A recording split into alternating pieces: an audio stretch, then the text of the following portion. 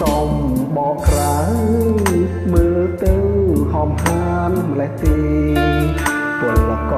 រនៅអើប្រគេបានប្រាំងខែច្រើនក្រៃ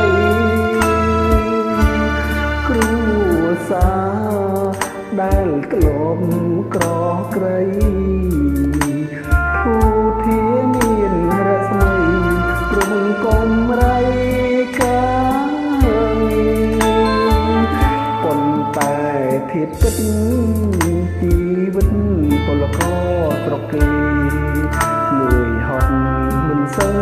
ទំនេរនៅតែខំពុំពីរូបកាយជួនឈឺជួនជីរំនៅសែនកំព្រីរំខ្វាងគ្នាមើលថាមានអ្នកខ្លាំងជួបក្រុម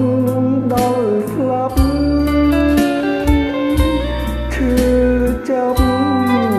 ព្រមគ្មានញាតិមិត្តនៅក្បែរសងតែឆ្អឹងញើមកស្រុកខ្មែរចិត្តពុកម៉ែ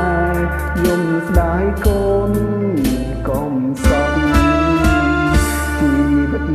ពលករមិនល្អដូចអ្វីដែលស្មានបើសិនជាសំណាងរំសងសានមិនប្រែព្រាត់តែបើវាសនាកំណត់ត្រូវប្រត់ឆ្ងាយរហូតគ្មានថ្ងៃជួបគ្នាមួយទៀត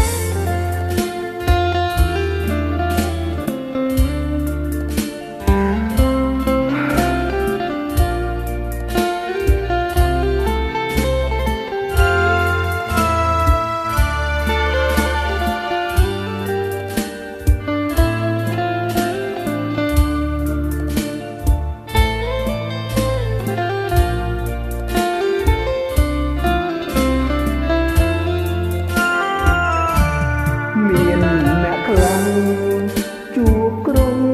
ដល់ស្លាប់ឈឺចាប់ព្រមគ្មានញាតិមិត្តនៅក្បែរសល់តែឆ្អឹងញើមកស្រុកខ្មែរចិត្តពុកម៉ែយំស្ដាយកូនកុំសោកពលករមិនល្អដូចអ្វីដែលស្មានបើសិនជាសំណាងរំសុខសានមិនប្រែព្រាត់តែបើវាសនាកំណត់ត្រូវប្រត់ឆ្ងាយរហូតគ្មានថ្ងៃជួប